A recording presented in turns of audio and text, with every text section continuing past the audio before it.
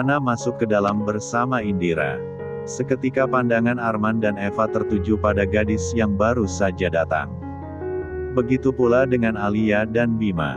Mereka terkejut dengan kehadiran Sivana. "Mau apa kamu ke sini?" "Memintakan maaf untuk kakakmu yang sedang kecelakaan." Pada Alia, Arman tersulut emosi saat yang melihat yang datang adalah adiknya Vano. Laki-laki yang telah menghancurkan hidup anaknya. "Maaf Om, saya hanya ingin menjenguk Alia. Maaf kalau saya lancang datang ke sini, kamu. Dengar ya, siapapun yang ada hubungan dengan Devano, aku tak akan sudi melihatnya lagi. Dia sudah cukup melukai harga diri kamu." Arman membentak Sivana. Membuat tubuh gadis itu bergetar. Ada rasa nyeri di hatinya yang teramat dalam. Haruskah dia berkorban demi kakaknya? Mendapat hinaan yang seharusnya bukan untuk dia. "Papa, tolong jangan salahkan Sivana. Dia tidak salah, Pak." Alia membela Sivana di depan papahnya. Sivana tak sanggup lagi menahan gejolak hatinya. Hingga butiran bening itu lolos juga dari matanya. Bima ingin sekali membela Sivana.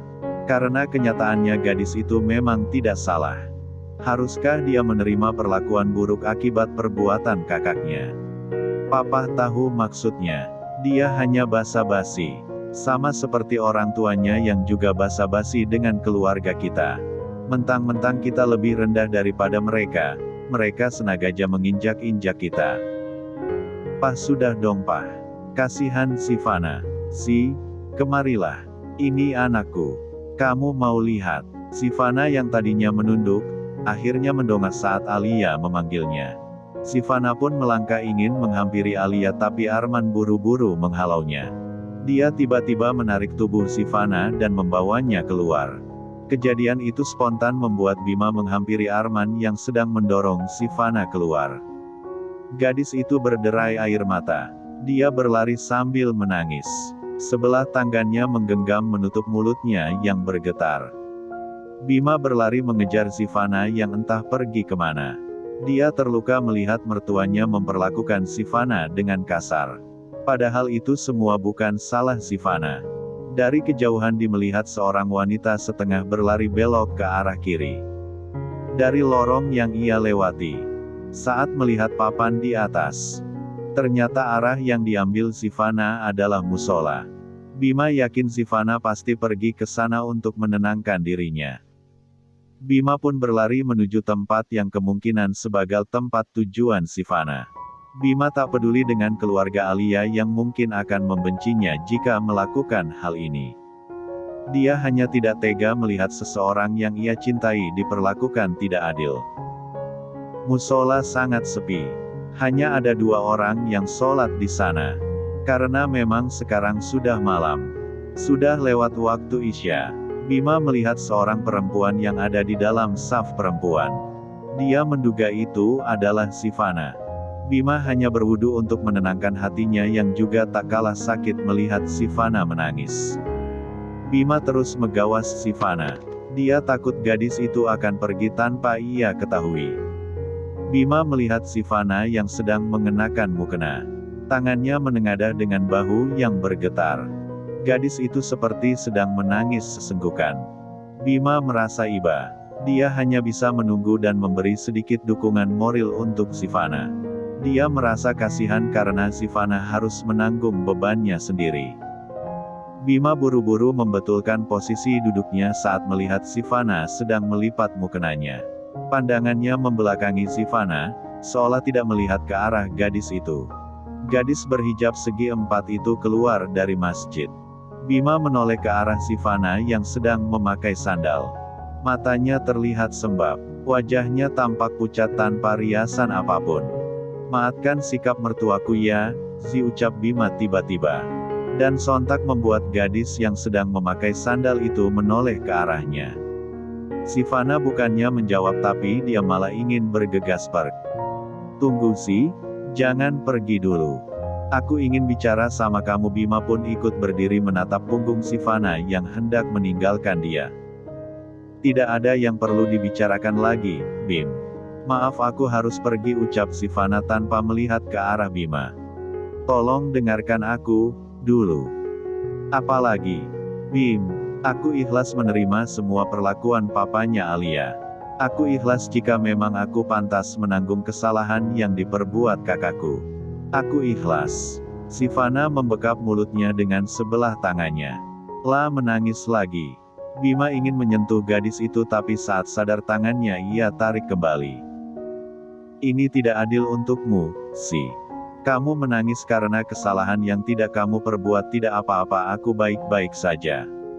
Maaf, aku harus pergi. Tidak baik lelaki yang telah beristri berduaan dengan gadis yang belum bersuami. Nanti aku akan kena masalah lagi.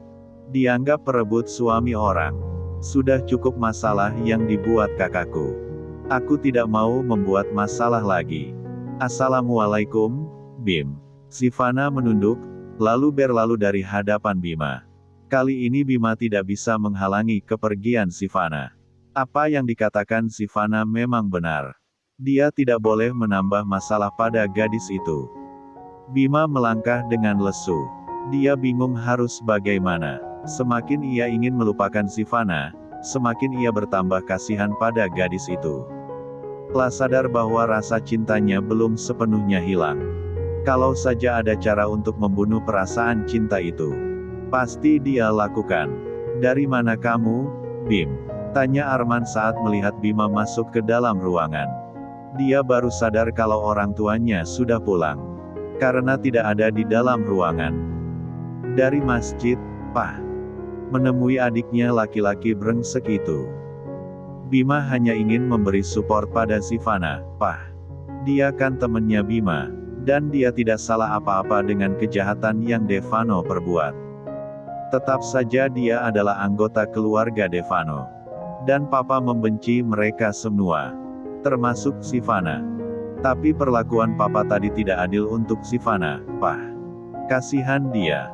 Papa dorong sampai dia mau terjatuh. Bima berusaha untuk membela Sivana. Dia tidak tega saat mengingat Arman mendorong gadis itu keluar kamar. Kamu ini kenapa sih, Bim? Membela Sivana? Atau jangan-jangan kamu punya hati pada Sivana? Pak, hentikan Pak. Alia yang sedari tadi hanya diam memperhatikan papa dan suaminya. Akhirnya angkat suara saat melihat keduanya tampak tegang. Papa curiga Bima punya hati sama Sivana. Apa kamu juga mau mempermainkan anakku, Bim? Bima hanya diam. Dia tahu kalau dia terus melawan, keadaan akan tambah runyam. Mertuanya kini memang tengah emosi. Jadi percuma jika dia terus berdebat. Maafkan Bima, Pak. Bima hanya teman Sivana. Alia juga berteman dengannya. Jika kami melihat teman kami sedih, tentu kami ingin menghiburnya kan, Pak. Hanya sebatas itu, ya sudah kalau begitu. Papa akan sangat membencimu kalau sampai tahu kamu mempermainkan Alia, Bim. Papa tidak pernah memintamu menikahi Alia. Itu keinginanmu sendiri. Jadi kalau suatu hari kamu ternyata hanya setengah hati melakukannya, Papa akan sangat kecewa sama kamu. Alia yang sedang duduk di atas ranjang menatap haru pada suaminya. Dia kasihan pada Bima dan Alia yang harus menderita karenanya dan Devano. Sekarang anaknya sudah lahir. Dan sudah waktunya dia akan menyatukan dua orang yang saling mencintai itu. Meski dia tahu saat itu mungkin gantian dia yang akan menanggung sakit. Karena ia sadari bahwa sekarang dia sudah mulai tergantung pada Bima. Yang kini masih berstatus sebagai suaminya.